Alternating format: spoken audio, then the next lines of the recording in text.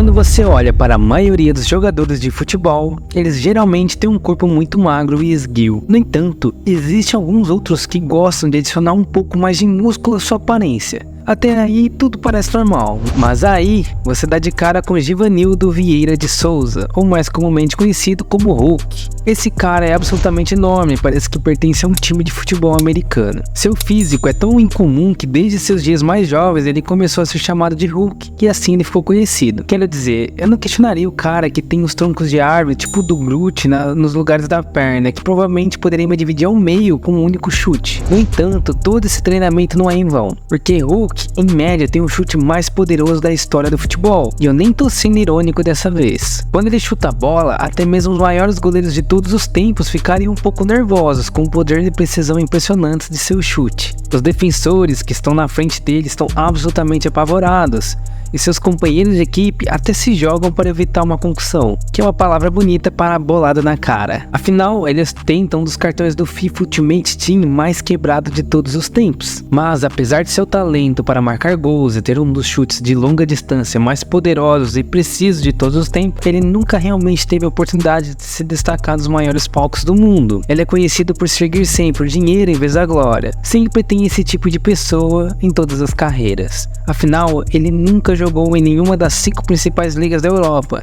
mas o mundo ainda conhece seu nome, já que ele jogou na seleção brasileira. Bem, pois é, ele estava naquele jogo do 7-1. Bem, a história de Hulk não começou nas favelas do Rio de Janeiro, mas na verdade ele nasceu em Campina Grande, uma das cidades mais prósperas do Brasil. Ao contrário de muitas histórias estereotipadas de jogadores de futebol brasileiro, Hulk teve uma infância típica com pais amorosos. Sei que é um pouco difícil de acreditar, mas o apelido Hulk foi algo que veio de seu pai e dele mesmo quando era criança.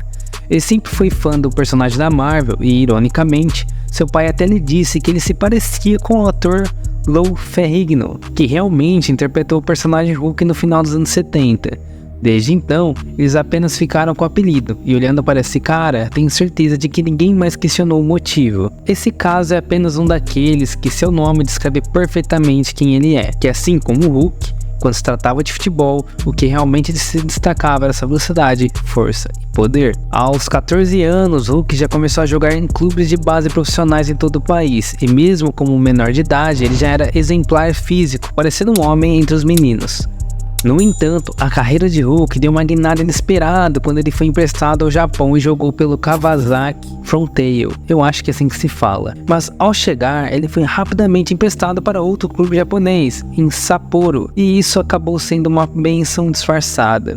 Ele marcou um total de 25 gols e terminou a apenas um gol de ser o artilheiro da liga, e Hulk estava apenas começando. Já a temporada de 2007 viu Hulk melhorar ainda mais, pois ele marcaria 37 gols em 42 jogos, terminando como artilheiro da liga e começando a construir uma reputação. Ele começou como ponta, onde sua incrível velocidade, força e estilo brasileiro o tornaria um pesadelo para os defensores. Com seu corpo massivo e habilidades respeitáveis no manejo da bola e na criação de jogadas, os defensores tinham dificuldade em contê-lo.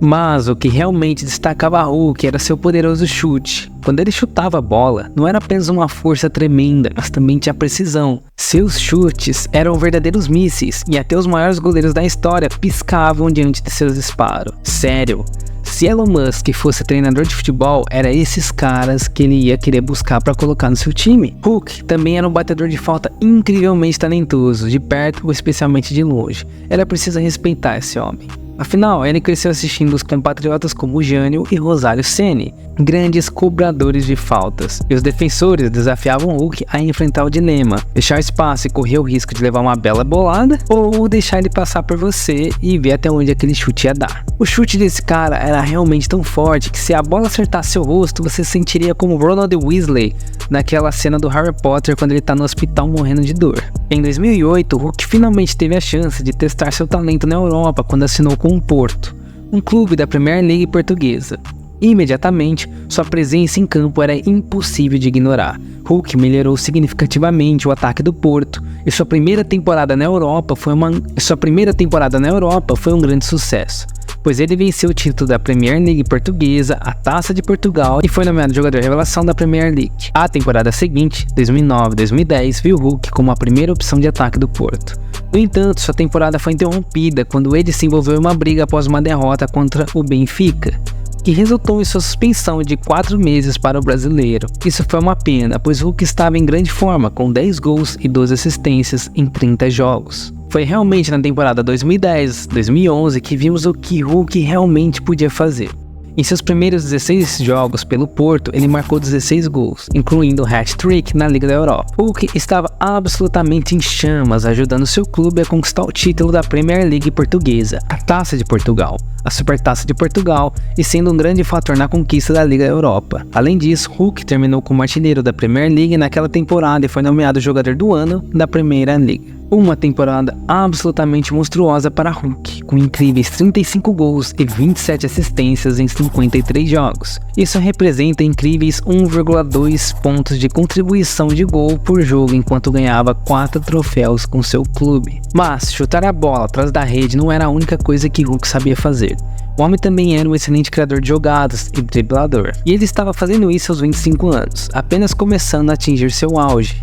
Ele continuaria nessa forma incrível até a temporada 2011-2012, marcando 21 gols e fornecendo 16 assistências em 39 jogos, o que representava impressionantes 0,95 contribuições de gol por jogo. Hulk ganhou títulos consecutivos da Premier League e 2 prêmios de jogador do ano da Premier durante esses 4 anos no Porto. Ele também detém o recorde de mais prêmios de jogador do mês da Premier League, com 6 prêmios.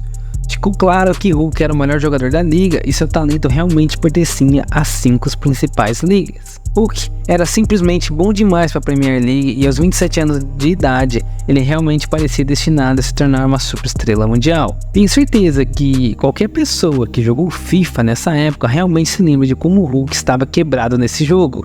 Quer dizer, olhe para essa velocidade, chute físico, e você vai entender do que eu tô falando.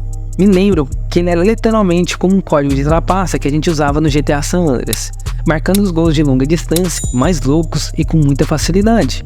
Certamente houve ofertas de clubes de todas as 5 principais ligas. No entanto, o Hulk sabia que nunca seria pago tanto quanto algum dos maiores nomes do futebol. E mesmo que ele tivesse habilidade e potencial para exigir esses salários, ele decidiu pegar o cheque imediatamente e seguir onde o dinheiro pagaria mais, o que levaria a Liga Premier russa para jogar no Zenit São Petersburgo. Embora o valor real de seu salário nunca tenha sido divulgado, foi supostamente um rumor que era alto o suficiente para deixar insatisfeito alguns de seus companheiros de equipe, que foram até a direção do clube exigir renegociações de seus contratos.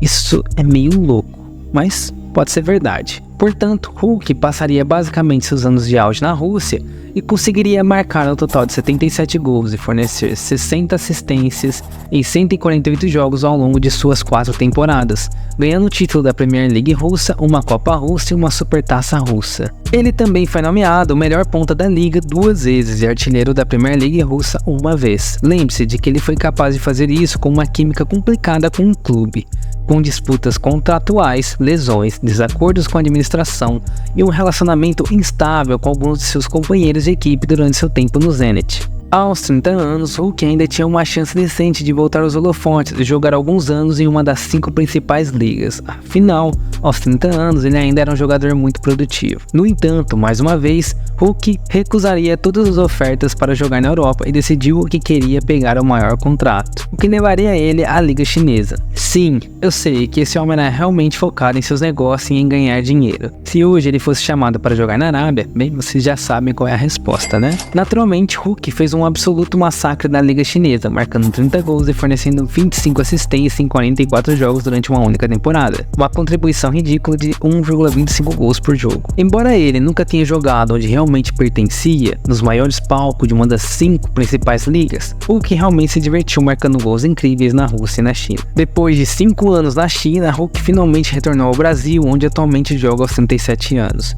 O homem ainda parece assustador como sempre, e seu chute é sem dúvida tão aterrorizante quanto antes. Cara, é insano como ele ainda está em boa forma, mesmo com sua idade, marcando 26 gols e fornecendo 35 assistências em 87 jogos pelo Atlético Mineiro no Brasil. Isso representa 0,71 de contribuições de gol por jogo. Embora ele nunca tenha jogado nos principais palcos das 5 principais ligas da Europa, Sua história única e carreira transformaram em um grande jogador de futebol, uma unidade absoluta no campo que podia lançar a bola das distâncias mais loucas e com a maior intensidade possível, fazendo a gente se lembrar do grande Roberto Carlos. Embora seja conhecido por seguir sempre o dinheiro e nunca ter jogado onde realmente ele pertencia no cenário mundial, ele é inegavelmente uma lenda dos chutes do futebol, que as ruas nunca esquecerão como o amedrontador de goleiros.